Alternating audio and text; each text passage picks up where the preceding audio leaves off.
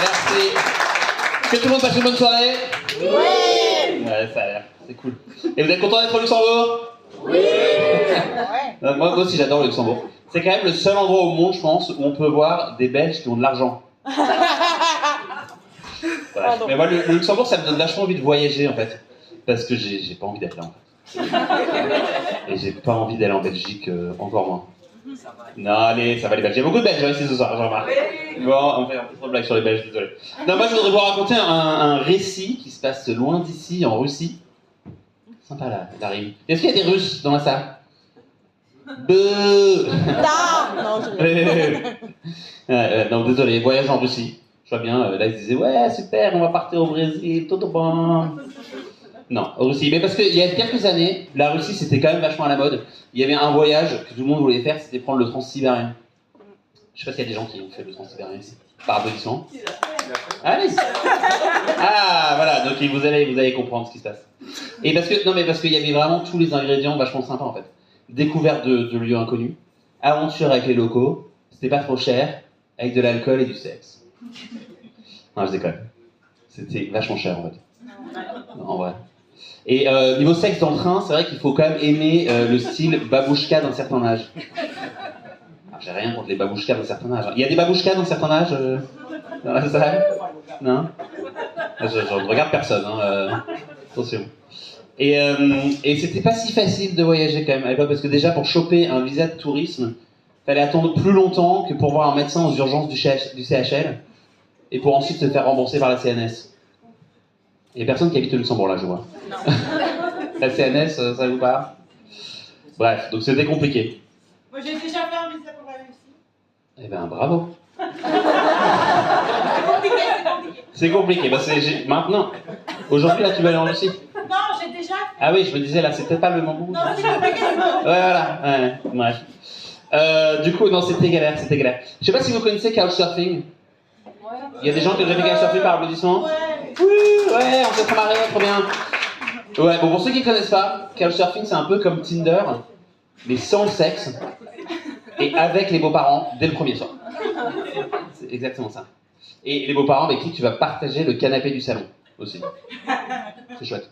C'est vrai que la soirée que j'avais entrevue avec Natacha et Katia a pris un tout autre tournant quand je me suis rendu compte que Katia était la maman de Natacha et que c'était une babouchka d'un certain âge, en surpoids, de surcroît. Tu mets les rimes ce soir, c'est sympa. Vous avez bien les rimes, ami de la poésie? Ouais. Donc je suis pas resté longtemps, vous imaginez bien. Et dans le train, j'ai quand même essayé de rencontrer un peu des gens, parce que je me sentais quand même un peu plus seul qu'un luxembourgeois dans la salle ce soir. C'est dire. Et c'est pas facile de rencontrer des gens dans un train, parce que tu peux pas vraiment rester entre deux wagons comme ça, à regarder les gens passer. Salut. Salut. Salut. Tu veux être mon ami? Tu veux être mon ami? Putain, chaud. Le gars il m'a dit non quoi. Bon bref, du coup ouais merci. Du coup j'ai fait le seul truc qui était vraiment logique, bah, je me suis mis à fumer. Parce que d'un coup tu t'allumes une clope, dans les trains russes on peut s'allumer des clopes. Tu t'allumes une clope et là tu deviens le voyageur mystérieux qui regarde l'horizon. Et je me suis rendu compte d'un truc vachement intéressant. C'est parce qu'en fait la fumée te pique les yeux de ouf.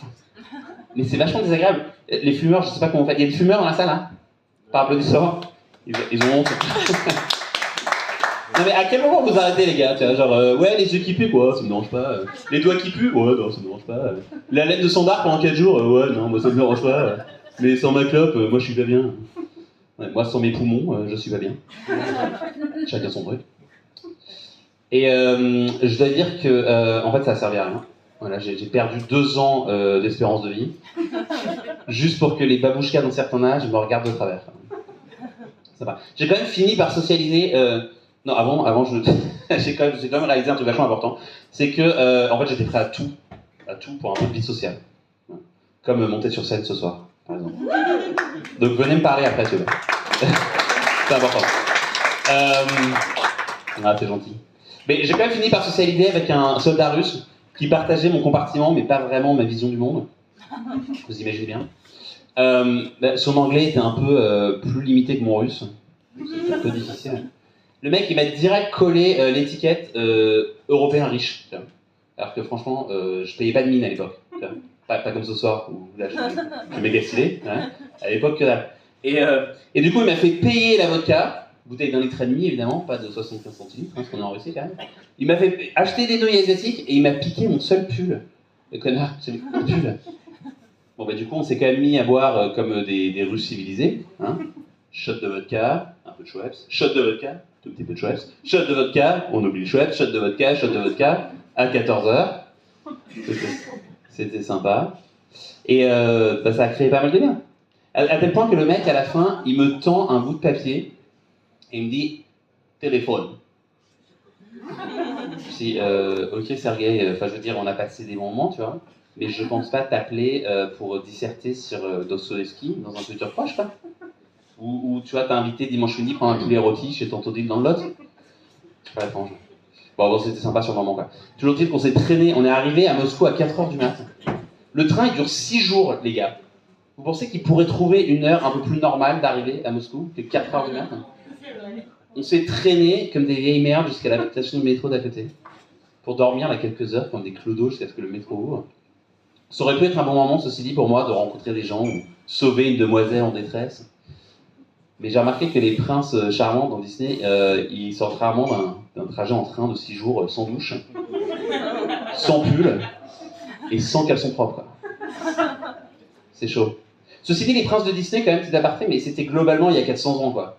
Donc niveau hygiène, tu vois, je suis pas certain que c'était ouf. Et notamment, La Belle au Bois dormant, je me dis, après 100 ans de sommeil, ça devait pas être Jojo, hein. Je pense que c'était pire que la chanson sur la ménopause. C'est sûr. Bon allez, c'est tout pour moi. Merci beaucoup. Merci beaucoup. Et s'il vous plaît... Hein? On s'est perdu.